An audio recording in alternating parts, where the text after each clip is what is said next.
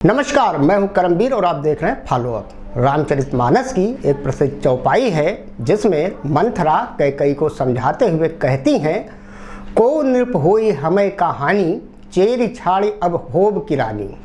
अब चूंकि देश में रामराज का दौर है तो यह चौपाई देश की जनता पर सटीक बैठती है, जो मुफ्त के सरकारी रेवड़ियों का मजा लेने में ही रामराज का सुख देख रही है और देश के अमृतकाल में अलमस्त है।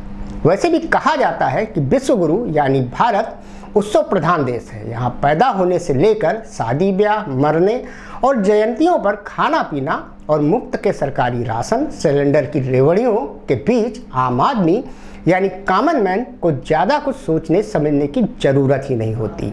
यही वजह है कि देश के अमृतकाल में अमृत बांटने का काम मोदी सरकार ने अपने दो अनमोल रत्नों यानी ईडी और सीबीआई में बराबर बराबर बांट दिया है। हालांकि इधर उधर गिरी चंद बूंदें उज्ज्वला योजना या मुफ्त राशन के नाम से जनता को ही नसीब हो ही रही हैं। इसी अमृत के बूते ही ईडी और सीबीआई इन दिनों देश भर के वरिष्ठ नेताओं और स्थापित हुआ नेताओं पर शिकंजा कस रही हैं और अपने आधिकारिक बयान में छापेमारी की बजाय पूछताछ शब्द को ढाल बना रही है। वैसे भी देश की जनता को इन मसलों से ज़्यादा कुछ लेना देना भी नहीं रहा। उसे तो राम मंदिर, धारा 370 और हिंदू मुसलमान पाकिस्तान, गाय माता की बूटी से ही ज़्यादा सरोकार है, क्योंकि देश का एक बड़ा तबका भक्त है और जो नहीं हुआ वो असुर है। देवी देवताओं की कहानियों और किताबों में लिखा गया है कि देवताओं के युग में किसी देवता को या तपस्या करने वालों को कुछ वरदान या अस्त्र शस्त्र दिए जाते थे। क्योंकि अब इंडिया मदर ऑफ डेमोक्रेसी से लेकर विश्व गुरु तक है तो जाहिर है कि यहाँ हर 5 साल में आम चुनाव होते ही रहेंगे। मतलब सल्तनत वाली पोजीशन बिल्कुल नहीं आने वाली। ऐसे में हो सकता है कि यही ईडी सीबीआई भविष्य में कभी बीजेपी के लिए भस्मासुर साबित हो। अतीत में ऐसा देखा भी जा चुका है।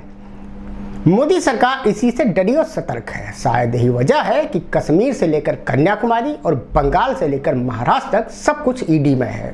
दरअसल ईडी या सीबीआई के छापों के पीछे की सबसे अहम वजह है मोदी सरकार, न कि कथित भ्रष्टाचार। इसका सबसे जीता जागता उदाहरण है लालू यादव घराने पर पहले सीबीआई और फिर ईडी की ताबड़तोड़ कार्रवाई, जिसमें जमीन के बदले नौकरी के दशकों पहले बंद हो चुके एक मामले के मुर्दे को फाइलों से निकालकर फिर से जिंदा करने की कोशिश की जा रही है। देश इन दिनों त्रिदेवों की छत्र छाया में है, जिसमें पीएम मोदी, गृह मंत्री अमित शाह और पार्टी अध्यक्ष जेपी नड्डा त्रिदेव हैं और ईडी डायरेक्टर के तौर पर रिटायरमेंट के बावजूद लगातार 3 सेवा विस्तार पा चुके संजय कुमार मिश्र इन त्रिदेवों के लिए इंद्र हैं, जिनकी ईडी सेना छापेमारी में लगातार जूझ रही है। हालात ऐसे हो गए हैं कि अब आम आदमी भी इन सरकारी जांच एजेंसियों को संदेह से देखते हुए उनके खिलाफ इक्का दुक्का विरोध प्रदर्शन भी करने लगी है। रही सही कसर एजेंसियों पर संता बनता की तरह बन रहे नए नए जोक्स ने पूरी कर दी है। कुल मिलाकर ईडी डायरेक्टर संजय कुमार मिश्र पर भले ही सुप्रीम कोर्ट की तलवार लटक रही हो, लेकिन मिश्रा जी पूरी श्रद्धा भावना से सरकार की सेवा में दिन रात लगे हैं। वैसे भी पीएम मोदी का मिश्रा प्रेम जग जाहिर है।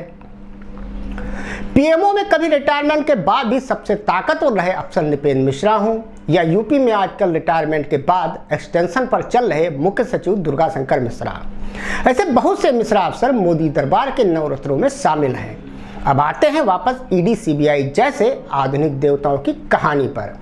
आखिर अपने दूसरे कार्यकाल में त्रिदेव यानी मोदी, शाह और नड्डा को ऐसी कौन सी मुश्किलों ने घेर लिया है कि आम चुनाव से महज 1 साल पहले इन्हें जांच एजेंसियों के नाम के या अश्वमेध के घोड़े देश भर में छोड़ने पड़ रहे हैं।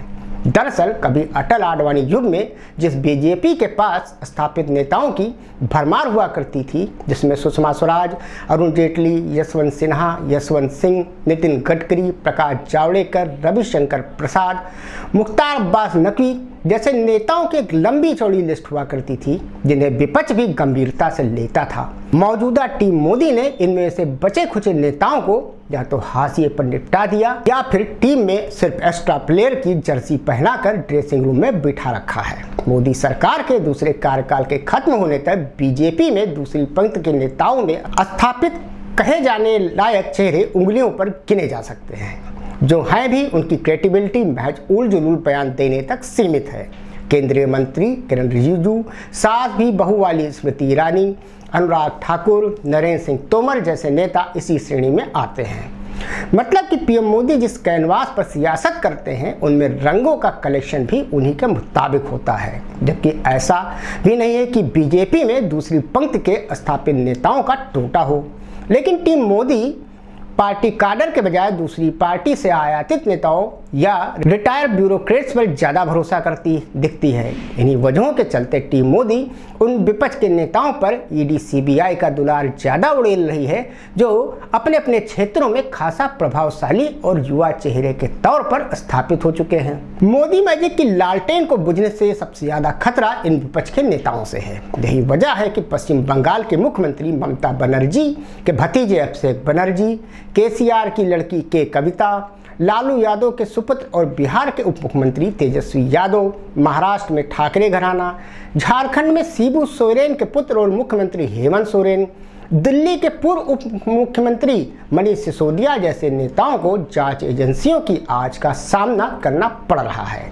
और बचे खुचे सपा मुखिया अखिलेश यादव सरीखे जो नेता अब तक बचे हैं, उन्हें भी संदेश दिया जा चुका है कि पर्ची कभी भी निकल सकती है। इसी से छटपटाए अखिलेश यादव गुजरात से लेकर कोलकाता तक भागदौड़ कर रहे हैं। वैसे इन सब में बसपा सुप्रीमो मायावती, उड़ीसा के मुख्यमंत्री नवीन पटनायक जैसे कुछ भाग्यशाली नेता भी हैं, जो जांच एजेंसियों की जस से दूर दिख तो रहे हैं पर शायद है नहीं, जिसकी एक वजह विपक्षी एकता को लेकर इनकी चुप्पी भी है। वैसे भी मोदी की गंगा में कोई भी भ्रष्ट नेता एक बार डुबकी लगाने के बाद शुद्ध और पवित्र हो ही जाता है।